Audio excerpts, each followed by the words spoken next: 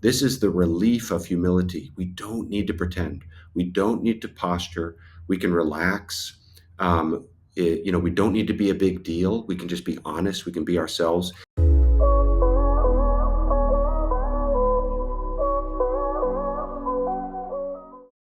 Well, hey everyone, what is up? Welcome back to my channel. My name is Austin, and this is Gospel Simplicity, a place where we seek to bring simplicity out of theological and historical complexity. As well, sometimes we just talk about the Christian life, how to grow in our faith, how to deepen our relationship with Christ, and we're talking more along those lines today. I'm joined by the guest who has been on this channel more than anyone else, which is Dr. Gavin Ortlund. We're talking about his most recent book on humility, and I think you're really going to enjoy it. I know that I did. Before we jump into it, I want to say a real quick thank you to my patrons, subscribers, and merch buyers who make this channel possible, especially to my patrons who give monthly. Thank you so much. If you want to support the channel, you can go to patreon.com/gospelsimplicity to help the channel keep going and growing. That said, here's the interview. Dr. Gavin Ortlund has been on the channel 6 times. I am delighted to have him back. I'll put a more official bio in the description, but for those of you that don't know him, he is a pastor, author, YouTuber of the great channel Truth Unites. You should certainly check it out, and I'm delighted to have him back on the channel. Gavin, it's so good to have you here. Hey, thanks for having me. It's fun to be back. I want to talk about maybe some of the challenges of writing this book, not just like promoting it, but specifically in your role as, I don't know if you're comfortable with this title, but as a somewhat public figure, right? I mean, your YouTube's channel is growing fast. You've written lots of books at this point. And what's that challenge like? Because you want the book to do well, and you want to also practice what you preach in it, right? Do you feel like it's particularly difficult to live out this life of humility and to write meaningfully on it as you grow and influence and in your audience? Yeah, this will anticipate some of the things we'll say later as well. But this is one of those misconceptions that I think we sometimes have about humility, that if you're a humble person, then therefore you won't want your YouTube channel to grow, or you won't want to have an influence, or things like this.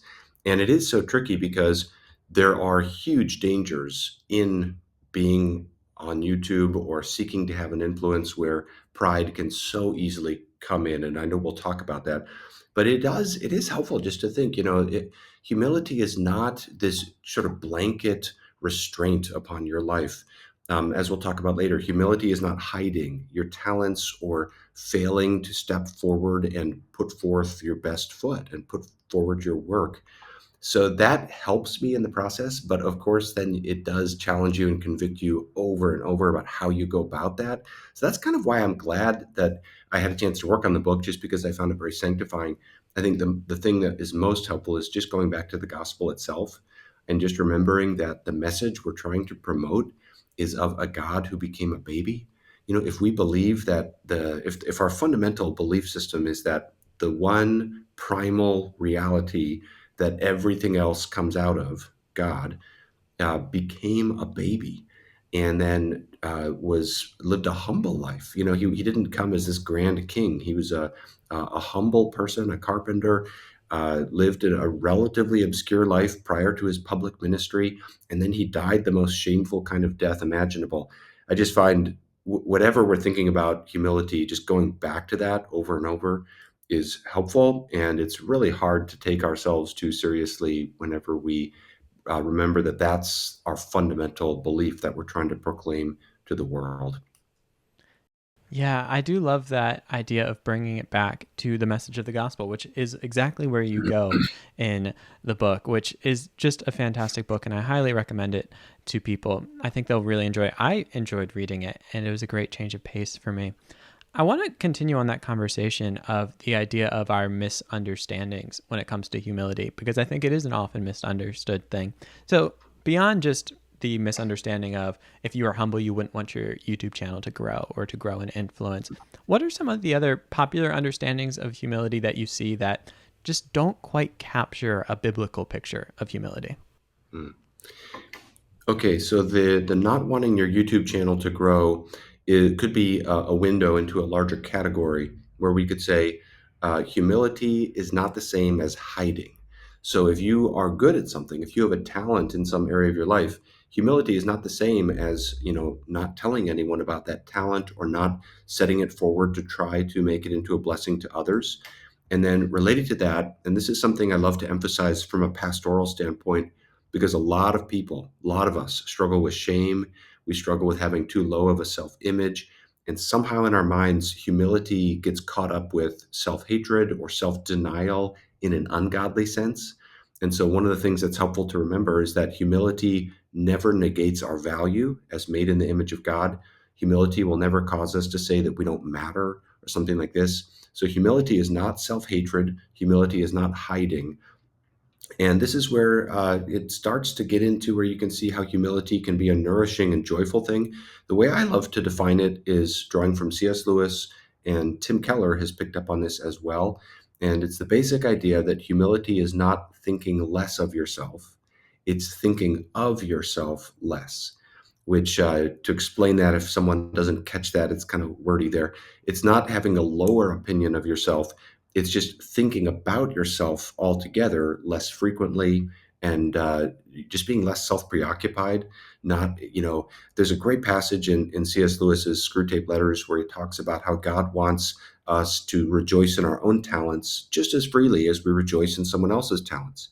So in the book, I talk about if you're a doctor on a team of doctors and you contribute 25% to the solution of a disease, and then your fellow doctor contributes the remaining 75%, you're going to be 3 times as happy about his contribution, but you'll still rejoice in your own contribution too. It's this the absence of a self-referential framework for everything. We're not filtering through everything through how it affects us. We're fine with ourselves, but we're seeing ourselves in the proper relation to the external world around us. And I just have found that to be such a helpful way, a kind of a refreshing way to think about this topic.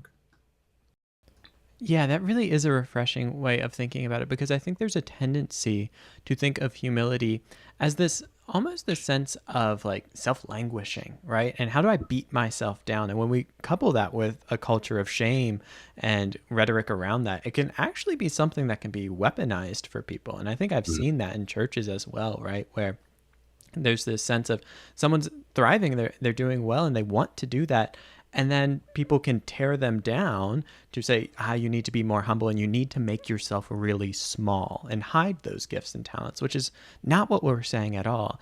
And I really appreciate where you go there, and I think there's a lot of great pastoral nuance that you get into that we're going to talk about a little later on. But with this idea of kind of self-forgetfulness, or the idea of thinking of yourself less, I think that's something that is fairly countercultural. Today, many of us have Mm. become our own personal branding gurus, right? We've designed a culture around social media in which our whole like mental energy goes to how am I being perceived by others and how do I elevate that perception. Not exactly a great incubator for humility. So, what do you see as some of our greatest challenges of cultivating humility? Yeah, the first thing that my mind goes to is the challenges with social media, which is where I can kind of balance what I said earlier about it's not wrong to want your YouTube channel to grow necessarily, but it can be, and it often will have mixed motives in there. So we do need to be careful. Social media is really dangerous. You think of the Beatitudes and these values of meekness, peacemaking, so many beautiful things that characterize righteousness as Christ describes it. It does seem sometimes to me like social media is the total opposite value system. It's not just that we don't obey the Beatitudes on social media, it's that the values are the exact opposite. It's like, we don't value meekness, we don't value peacemaking. The values of social media are often blessed are the outraged, blessed are the argumentative, and we could just go down and almost give the opposite of each of the Beatitudes. And it actually, I think about that every day as a father of 5 young children, just the way our culture is escalating in outrage and polarization. And social media is an accelerant to that, and that worries me. And I think as followers of Christ, we have to think about how do we try to push against that. For me personally, it doesn't mean total disengagement from social media, but I have to be so careful. And I know we'll talk more about social media later, but this is just one of those big challenges where it can really become narcissistic. And what I want to say to try to, from a pastoral standpoint, to people who are on social media and may feel a temptation towards, it can feel really good, and it can be so tempting to just do things that will give you this sense of applause. So one of the things I want to encourage people to remember is we have to find our identity in the gospel, and that means we have to feel okay about ourselves because of the love of Christ. And it's just such a freeing thing to think, even if I don't have any, here's a wonderful prayer. Lord, if my social media following was drained to zero, help me to still be okay because I'm secure in your love and what you've done for me on the cross. To be that kind of person is freeing. We're not dependent upon these devices that we have. So, but social media is a real challenge. We've got to keep finding our identity in the gospel. One other thing I'll mention is that the outrage that's out there is so strong right now that both political sides see the other side as so evil and so toxic that there can be a tendency, and I even see this in many Christian circles, whether the progressive side or the conservative side, to basically say, the fruits of the Spirit are just not the right thing for the moment. The threats against our culture are so dire that it's not a time for humility. Humility, where the challenges are too great for humility. And I want to lovingly, gently oppose that way of thinking. I think to me, it's kind of that way of thinking reminds me of Boromir in The Lord of the Rings, the character who wants to use the ring against the evil characters. We have to remember that we can't uh, cut corners. Virtue, godliness, those are non-negotiables no matter what we're facing, even if at the cost of our lives. Integrity must remain in place. But that's another danger. There's plenty of people now who will say gentleness, meekness, peacemaking. Maybe that could work in 2010, but not in 2025. And I just think that we have to the people who think of Paul. He spoke of perfect courtesy toward all men, Titus 3:2. Peter spoke of gentleness and respect in 1 Peter 3. Gracious speech seasoned with salt, this is Colossians 4. These were written by apostles who themselves were being persecuted. The assumed context for such commandments is being slandered, and they're written in the context of a very hostile culture. So we should never think that when the culture gets hostile, we can leave off of humility. But there is that thinking out there sometimes. This video is brought to you in part by Faithful Counseling. Faithful Counseling is an organization of Christian counselors that exists to help you get the help you need. You can find them by going to faithfulcounseling.com/gospelsimplicity. And when you use that link, which you can find in the description down below, you will get 10% off your first month, and they'll pair you up with a licensed mental health counselor in under 48 hours. Once you've been paired up with a counselor, you can reach them via instant message, phone call, video call, and more. I think you will really enjoy this, and I think it could be the first step on your journey to greater mental health. And mental health problems affect all of us, religious, non-religious, old, young, every demographic feels the weight of mental health. But there are resources available, and you don't need to go through this alone, which is why I encourage you to reach out to the amazing people at Faithful Counseling by using that link, faithfulcounseling.com/gospelsimplicity, and taking your first step towards healing and wholeness in your mental health. I think it's certainly out there, and I know we have this for later on in the outline, but I think it makes sense to follow this thread while we're here on social media. A couple thoughts come to mind of ideas that I want to pursue through this. One is, as we were talking before, that one of the great joys of doing what we do on YouTube is getting to connect with other people and getting to connect with each other. And so I'll give a quick shout out to someone we both know, Keith Little, who once put this out there that has always stick with me. And he said that the hot take is diametrically opposed to the virtue of prudence, which I just thought was so interesting and has really stuck with me, as so often on social media, our instinct is to go for something that's reactive and something that's going to also cause other people to be reactive. It's what the platforms are really algorithmically engineered for, but it's often so unhelpful. Now, on the idea of taking away gentleness or taking away these fruits of the Spirit. Part of my inkling of where some of that comes from is that we believe that you reason with people who are wrong, right? When people are wrong, just intellectually, you can reason with them. You can have civil debate and you can talk back and forth. But what I think we see happening for so many people is that they don't just view the other side as wrong, but they view them as evil. And generally speaking, you don't reason with people who are evil. You take more protective measures if this feels like a place of life or death. And how do we tamp down that reactivity in our interactions with people on social media, whether that's debating politics, religion, or anything else? How do we remain calm, be reasonable, and maybe even adopt an ironic tone, to quote a certain Gavin Ortlund? Yeah, that is such a challenge because what you said about social media, that is so true that it's designed to trigger outrage. I mean, if people will watch the documentary that's on Netflix, The Social Dilemma, it is one way that you can see how this is factoring in. That basically we're the commodity. As soon as we can realize that social media is using us in profound ways, many often more than we are using it. It's not our tool. We're the tool. They're making money off of our attention and off of our distraction and off of our outrage. And it's just humbling to have to admit that, I'm not smarter than the algorithms. I can't outthink the algorithms. They're going to get their hooks in me. They're going to get me addicted and outraged and angry about everything and so forth. I don't know how to solve this problem. I think about it every day. It's a societal. I actually really think this is a dire threat because polarization, it's dangerous. One thing we can do, just daily steps to try to have interactions with people of a different perspective where we genuinely listen and maybe even model that as the church. Maybe we even model here's what it looks like to talk about political differences, theological differences, whatever, and to see and to try to humanize the other side. The fact is, they are human beings on the other side. The fact is that these issues are complicated. Sincere, good people can disagree about deep, substantive issues.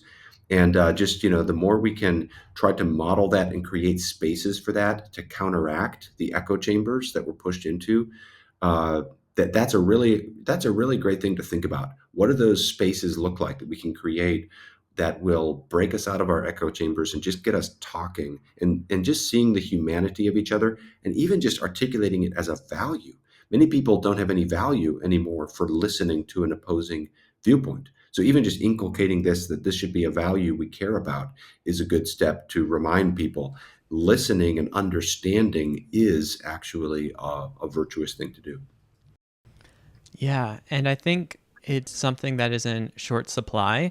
But because of that, when people experience someone who is willing to sit down with them and hear them out, even across their differences, it can be a really powerful experience for people. We're not going to get into kind of the hot button topics or even just the kind of conversations that you might usually have on my channel, but I do think it's helpful to talk about this idea of how do we take this? And again, I know this is the constant question that you're asking yourself. And just as a shout out to you, as just a person that's demonstrating this, for those of you that aren't a patron for Gavin's channel, you'll sometimes see him there saying, like, I'm thinking about posting this. Does this capture what we're going for? Which I just love. And so everyone should go become a patron of Truth Unites right now. I'll put the link in the description. We'll put it in there.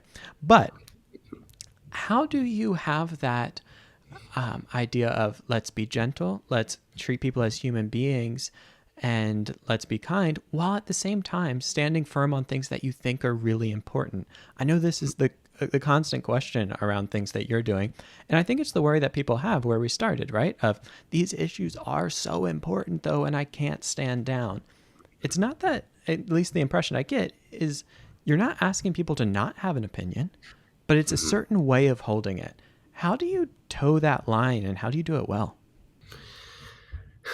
This is the great question that I think about over and over and return to regularly with my YouTube channel to try to get the balance right. I certainly veer off to this side sometimes, to this other side other times. Sometimes, you're not firm enough. Other times you realize that I'm being a little bit too feisty or something like that. I think the goal is James 3:17, this wisdom that is from the Holy Spirit as opposed to from our flesh. It's us trying to speak the truth, but also, but it's, that's the thing is I've known some people in my life who are such godly people, but they are willing to fight. They, on important issues, spiritual fighting, not fighting from the flesh, not physical combat necessarily, but um, a godly willingness to draw a line in the sand and stand up for what you believe in. And that is what is so tricky about the character of Christ, for us to aspire after, is it involves this whole range of nuances that is so beautiful. On the one hand, he says, a bruised reed I will not break. You'll never find a more gentle person than Christ. On the other hand, Christ to the Pharisees, that's one of my favorite things about the personality of Christ. He does not back off 1 inch to the Pharisees. He just lets them have it. You'd almost just think, I mean, he's way more bold than any of us could be. So that's just a tricky balance. How do we do it? As you said, I ask for feedback a lot. I consider myself accountable to my patrons. I have other people, Esther, my dad, many other people. I'll just say, hey, am I off base here? Because it's easy in the moment when you're annoyed or provoked by an ungodly attack against you to get pulled into it. So one strategy, trying to be practical, is there is a time for disengagement. We have to remember there's verses like Titus 3:10, which talk about just basically of ignore someone. It's crazy to think that the biblical advice could sometimes be to just not talk to somebody, but that actually is necessary, because there's people where in talking to them, you'll be pulled into sin, or nothing good or productive can come from that. So that's something we sometimes have to do. Um, but there's so much to this, but I'll just say one guiding principle at the heart of it is genuine love. So much of life comes back to this simple principle. Do I actually love people? The person that is politically different from me on this issue, or as theologically, if I really actually love them, if I wish well upon their soul, that will constrain me in all kinds of ways. I will be praying for them. I will be wishing well upon them. I'll be apologizing. I'll be saying, you know what? I don't even know if I need to apologize, but let me ask you, do I need to apologize? I'll be moving toward them. So, genuine love, there's no substitute for that. That's a great place to go. And I think something that's important to remember here, and I think people will be able to relate to this too, is not only is this way of engaging in social media where it's reactive, where it's overly argumentative for the sake of making yourself look good and feel right and justified. Not only is it not productive, but it's also fairly miserable, I think, in the long term. It's not something that produces genuine joy. It produces a short-term kind of dopamine hit of, I feel justified, I feel right, let me rally. But ultimately, it causes disintegration, right? It pulls communities apart. It tears people down, and it's not what any of us really want.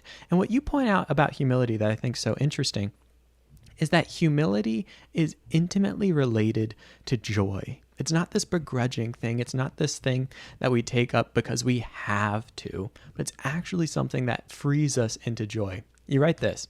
We can think of humility like this: self-forgetfulness leading to joy. Can you unpack for me a bit this relationship between humility and joy? Yeah, this is something that I have an intuition about more than an exhaustive understanding of. So I'm sort of struggling to articulate it even myself as I try to stumble towards it. But my feeling about humility is it's a very human virtue. It doesn't put you above the normal dynamics of life. Like, for example, if you're an introvert and you have social anxiety at a social event or something like this, humility is the kind of virtue that's going to make a big difference in that for you. It's going to help you in that circumstance. It won't take it away, but it's going to really help you function in that. If you struggle with self-discipline issues, humility is going to help you in the way it's very closely related to wisdom in the book of Proverbs. It's like engine in the oil. It just helps life go more smoothly. It'll help you with your relationships. Humility is like oxygen. At one point in the book, I put it like this: that humility is to our soul what a good night's sleep is to our body.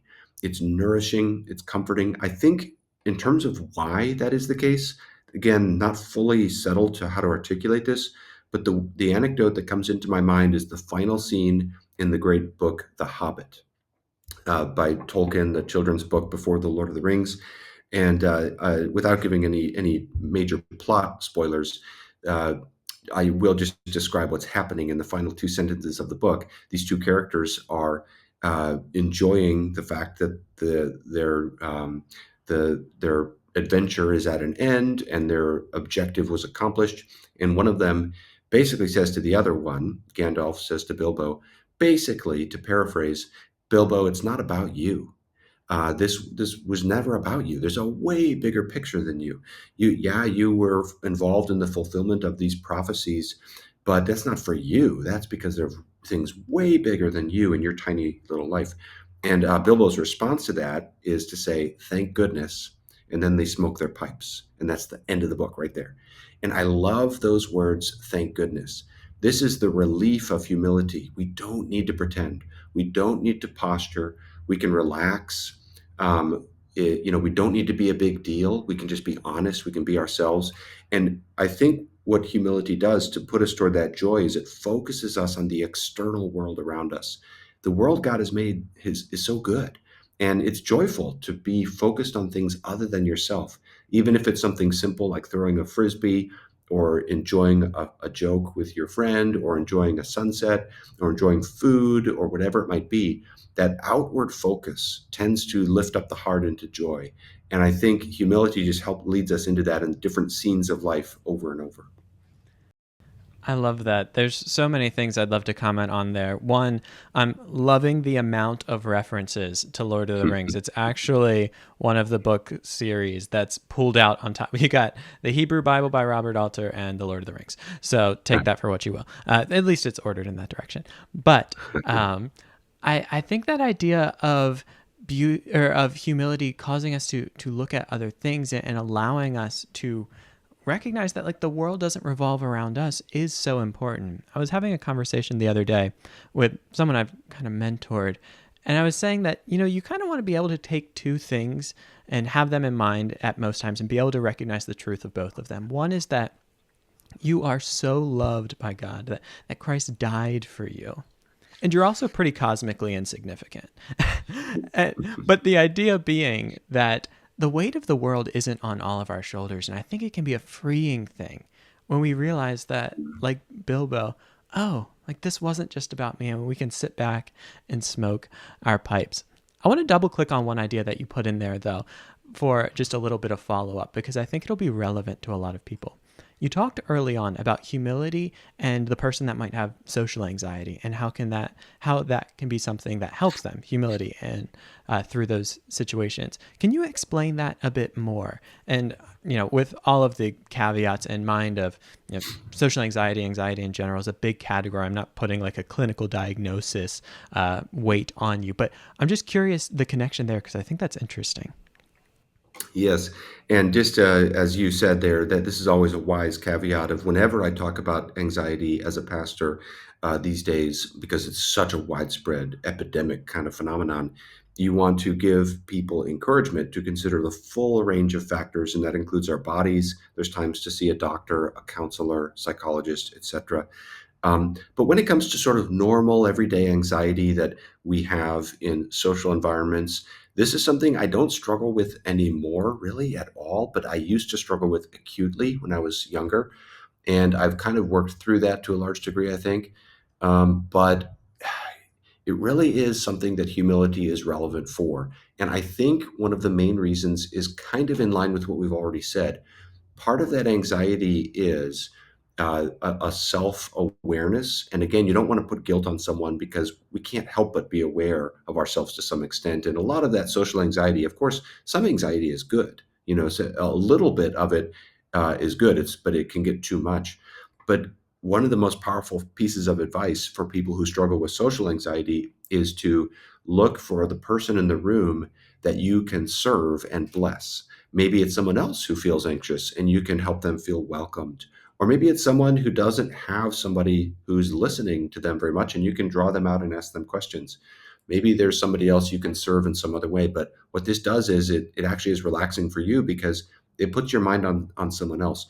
It might be sort of an analog to when you're counseling someone who struggles with depression and you encourage them to engage in service. It's a healthy redirect to get your mind off of yourself. And again, this isn't the only solution, but it is one thing to really think about that is helpful. It is relaxing. If we say, I am here, as you put it, I'm very small, Christ died for me. But then, right in there, stemming from that, it's my life is to serve others. And in that act of serving others, this is the great mystery at the heart of the universe. It's in giving that we receive, it's in love that we find joy. There's no joy like blessing another person. And so trying to put our hearts and minds upon that can be profoundly helpful as one way to try to reduce anxiety. I love that. And it really rings true for me. I know that my wife struggles with social anxiety, and it's been so helpful for her of something very similar to what you said of, we're part of a pretty small church. And when it first started, it was difficult for her because it's a big enough group that it's, a large group, but it's not so big that you can just hide. People see you. And so it would cause anxiety. And then she joined a serving team where she's always serving coffee to people when they come in, right? Pretty simple thing. But it was so freeing to her because she doesn't have to think about herself. Of course, a very small example, but I think it's so powerful. And I'll add too, back on the idea of joy, right? Of oftentimes, even just beyond, say, social anxiety, in serving, we do find so much more joy than taking the things that we think are going to bring us joy. So we might think that, oh, I would really love to just stay in and binge Netflix all day. And, that'll give a certain amount of joy. But you'll actually probably be helpful if more happier if you went out and helped that friend move. I was listening to a great podcast from a professor at Yale who teaches the most popular class Yale has ever had about how to be happy. The signups are always through the roof. And that was one of her insights that she teaches her students. Like, actually, just service, it makes you happier. And so try it. And not that it's just at that level, but it is an incredible thing. And this paradox that's there. And allows us to, again, approach humility, approach service, not begrudgingly, but recognizing that, hey, maybe, God hasn't just told us these things because he arbitrarily thinks they're good, but actually because they are good for us, that they help us live that life that he has created us to live. I want to pivot a little bit to talk about one of the specific I don't know if use cases is the right word, but kind of context for humility that you draw out in your book. So you go through the book talking about the gospel and humility, then you talk about humility among peers and leaders, as a leader, different contexts, then you go into some other things as well. One that I think is specifically difficult in our culture is humility towards leaders. And you talk about submission in that, which I think for some people has turned into something of a dirty word. Like they maybe they cringe a little bit, and maybe for very legitimate reasons. Maybe it's a word that's been harmful for them, especially in the context of the church. But nevertheless, submission is a biblical concept. We don't just get to kind of write it off entirely. And so what does humble submission to leadership look like in a world where spiritual leadership has so often been abused? Yeah, I want to start off by expressing sympathy for the person whose submission was misused because I've experienced that. My wife and I have experienced that at a church. That is one of the most painful things when there is spiritual abuse. And so I do understand how people can feel like the very category of submission is kind of this toxic category. But there is a danger in reacting against that and going so far in the other direction because there are this is a biblical concept, and we even just think of submission to God first and foremost. That's a biblical category. James chapter 4, submit yourselves to God, or it might be chapter 5. So I guess what I could say to try to help someone if they really struggle with this topic is to try to first of all, just give this very wide and clear distinction right up front to say that all submission is ultimately toward God. And we submit to other lesser authorities as an act of submission to God. And therefore, we should never submit to something that is contrary to the scriptures, that is contrary to the fruits of the Spirit, that's asking us to do something that's displeasing to God. So, for example, if you're a part of a church and the church leadership is asking you to do something that's wrong, then in that circumstance, we have to submit to God rather than this other authority. That's a basic kind of distinction, but it's just so pastorally and practically helpful to say as clearly as we can, we should never submit to abuse or to sin. That's not God's heart for us. And so that might just help give a little bit of breathing room for us to think about this. I like to think of submission in terms of subtle ways first. The big example would be, an explicit case where the pastor of your church is like rebuking you, and this would be like, wow, are you going to submit to their rebuke? But what I think the Holy Spirit would want to do in our hearts is such that we're going to be submitting so many times through subtle things that before it ever needs to get to that point, even something as simple as a quizzical look that somebody gives you. Like you say something and you're not sure about it, and somebody kind of looks at you funny. A humble heart will be already thinking, maybe I shouldn't have said that. I'm going to factor into my thinking that's my friend whom I trust kind of looked at me funny when I said that. The littlest things can cause us to self correct. In other words, I think submission starts with just a disposition of receptiveness to listen to others, to consider others. None of us see everything. We all see through our own prism of experiences and insights and so forth. So just listening to others, being open to pushback, being open to correction. And what I'll just say to pastor those who've been mistreated in the name of submission, because I do want to have a pastoral burden for that demographic, which is that's huge. Just thinking of some of the fallen ministers and other things we've seen, this is something I've been doing some research in recently. And as I look into the fall, I'm going to be doing some work in the realm of just apologetics, kind of cultural apologetics right now, and how do we reach the culture right now. And I have a deep heart for the de-churched as well as for the unchurched, those who've left the church with wounds and hurts, huge demographic, and I can relate to people with those feelings. But what I would simply say, amidst so many other things that could follow this, but the main thing to say is just encourage them that Christ is good and safe. And so what was done in his name may have been wrong, but he himself was abused. It's powerful to think of the cross in this lens and in this category, but Christ was a victim of abuse. What he went through was the pinnacle experience of that vulnerability and helplessness that makes abuse so traumatizing for us. And so I want to encourage people to whatever else they need to do. And it's fine to set boundaries, and it's fine to not submit to that particular place or person over there that may have hurt us. It's fine to have boundaries and accountability. We need that.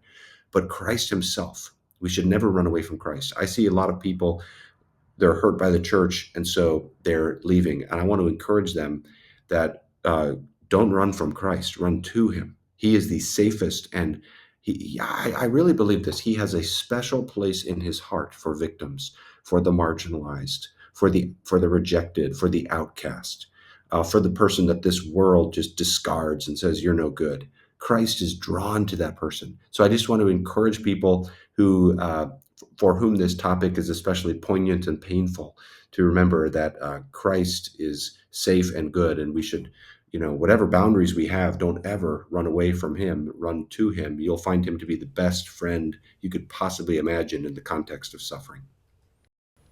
I love that so much. That is such a powerful idea. And as someone who has likewise experienced the abuse of spiritual leadership, it's something that rings very true to me. And I just appreciate those words there.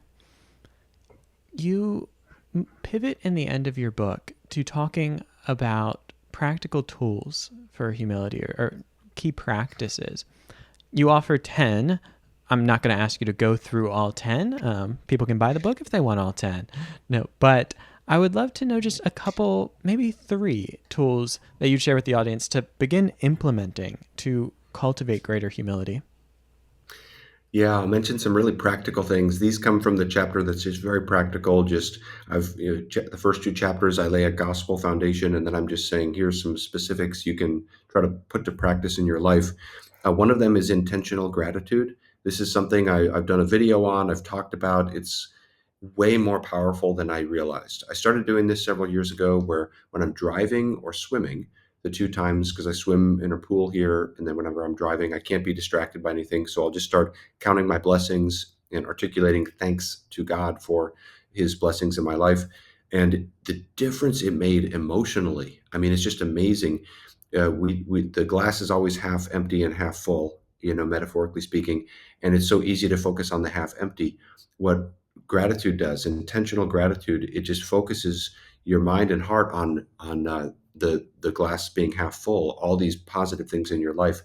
I think in the book I use the metaphor: imagine that you're at a dinner party with five celebrities that are like your favorite actors, favorite musicians. Okay, imagine you just got to go to dinner with like the five famous people that you are most interested in and getting to know. Think how privileged you'd feel. Think how honored you'd feel just to get to hang out with these people. And it's like, what am I even doing here? I just get to talk. I get to be here. I get to talk to these people. I get to know their personalities. This is so cool. Well, uh, what humility could do for us and intentional gratitude can do for us is to create something like that experience with every person we meet, with every circumstance we're in. They don't have to be celebrities to be amazing people that we're privileged to be around. The fact is that everyone is made in God's image. Every tree is a miracle that God has created. Every star is a miracle that God created. Every corner of this world is a wonder. And it's such a joyful thing to walk into any circumstance you're in and think, I'm so grateful. How blessed am I that I get to be here? And I know that can seem, it might even seem extreme, but boy, if you start to practice that and make that a habit, it's amazing how it changes your life. It changed my life way more than I expected. A second one I'll say is not running away from situations that are vulnerable. So I'll be vulnerable myself and say an example for this for me as a parent is when my kids are disobeying me in public. And this is one of those, people will understand who've been through this. Parents, it's humbling. There's a kind of vulnerability and kind of like, oh man, this is challenging. Because you're having to do something in front of other people and try to especially when you're the pastor of the church and it's at church. This can be very challenging. So there's something humbling about not hiding from those kind of situations. We talked about if you're an introvert going to a social event, those doing something that you're not very good at. It's easy to just avoid situations that feel vulnerable to you. But I think it's wonderful to be able to say, this is hard for me, or this is vulnerable, or this is not easy, but I'm just going to do it anyway. And that's okay. I don't need to always be at my best. And I think over time, if you cultivate the habit of embracing the vulnerable moments of life, it's kind of nourishing for you and it kind of helps keep things in stride. Last thing I'll mention is just a very practical, simple one that's a lot of fun. Look at the stars, study the stars. Go out at night. I live in Ojai, California, where there's very little air pollution, and we got a trampoline for our kids this past summer. And so many evenings I would go out, and after they get down, I would just take 15 minutes, but sometimes it'd stretch into a full hour to just look at the stars and kind of process my day and slow down. Because what I found is I'm spending so much time on my phone, on my computer, and something about staring at a screen is not healthy when it's like all you're doing. And there's something about just the beauty of it, but also just that wonderful feeling of remembering how small you are, which is again a happy feeling in some ways. And just seeing, it's an interesting thing to think about is how much is this simple. For the ancients, you'd see the stars every night, you'd sleep under them. It's just this reminder every night that we're tiny, external reality is huge. When we're staring at our screens all the time, it's almost the opposite. It makes the world seem so small because I can talk to someone across the world. So just that discipline of, and I suppose the stars, you could branch that out to just nature in general. But just simple things like that can remind us of how big external reality is. And it seems like a small thing, but little things like that can make a difference. I love it. It really does have this decentering power Mm. that it takes you to the periphery when you see that there is just so much. I also love the idea of doing something that makes you vulnerable because, again, this idea of humility, it forces you to have this more maybe honest self-perception. We're so tempted to curate how we present ourselves to the world, that we only present the best of ourselves and the most polished sides. But doing something that's vulnerable, doing something that maybe you're not great at, it allows you to just be rather than have to attain to this certain level. And I think that's very, very helpful for people. Gavin, this has been a joy as always. And something that really struck me was that, despite the fact that you've been on the channel 6 times, we've never done the final 4. So today we have to do the final 4 questions. Really excited to do this for you or do this with you. But before, I do just want to say again to people, I'm not just saying this because I enjoy Gavin. Gavin hasn't paid me to do this, but it really is a great book. I would encourage you to check out his book, Humility, The Joy of Self-Forgetfulness. You'll find it in the description down below. And do check out the rest of the series. The series editor, Michael Reeves, I'm always plugging his book, Delighting in the Trinity, and I'm excited to check out what else comes out in this. But final 4 questions. What has been the most fruitful habit or spiritual discipline in your life? And these are rapid fire questions, right? Mm-hmm. So I'll try to keep it on the briefer side. I would say the simple practice of believing in my heart that despite my failures and sins, I am truly and 100% loved by Christ through the gospel. And applying that in the failures and painful moments of life is incredibly fruitful. I love it. Outside the Bible, what has been the most impactful book on your life?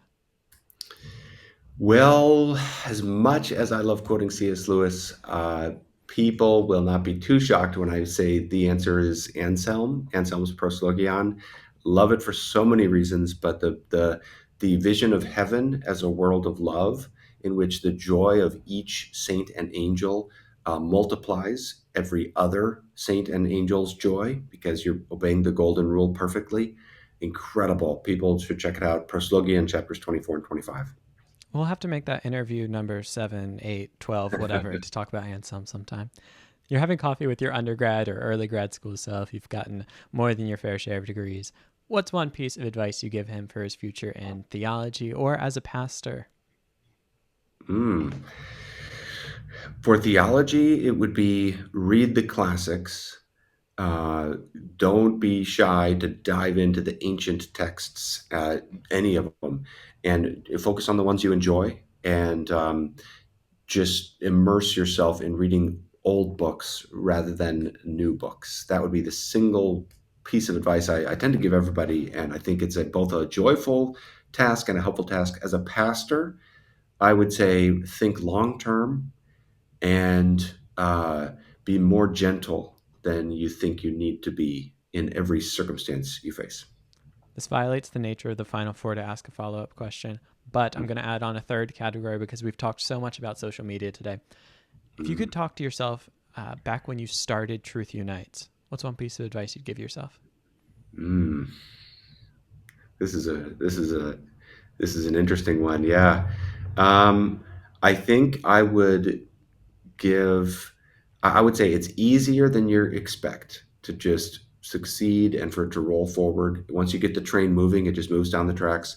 I would say just enjoy it and don't overthink it. I think I went into it with such a fear and trepidation about how toxic social media can be, as we've talked about. And so I went into it with my guardrails, with my with a lot of guards up, just worrying, is this going to become a toxic thing in my life? And what I've discovered is you have to think about that, but there's a lot of positives, and it's amazing how you can make so many great friends. You can meet people. I've learned so much. My entire academic interests have been altered because of being on YouTube, because I've been exposed to different ideas and different ways of thinking, and that's been such a great thing. So I think I would just say, relax and enjoy it, and just to not overthink the dangers. That's wonderful. Last question. This channel is called Gospel Simplicity, and it's often pointed out that the channel can be a bit on the complex side. So I like to end here in one sentence. What is the gospel? Love this question. The gospel is a message of good news about what God has done, the God who created the whole world and against whom we have sinned, which is the cause of all the brokenness and misery we see, has come in the person of Jesus Christ to redeem and fix all things. And our point of access to that is through faith and repentance. That means turning away from sin and rebelling against God and putting our full trust, which means surrendering our entire life unto Christ. And in that, there is forgiveness beyond your wildest dreams, joy, eternal life, fellowship with God Himself. Wonderful. Gavin, thank you so much for joining me on the channel yet again. And thanks to all of you who watch this video sometime in the future. I don't take your time lightly. I'll close as I always do by saying until next time, be on the lookout for more videos. But as always, go out and love God and love others, because truly, above all else, that will change the world.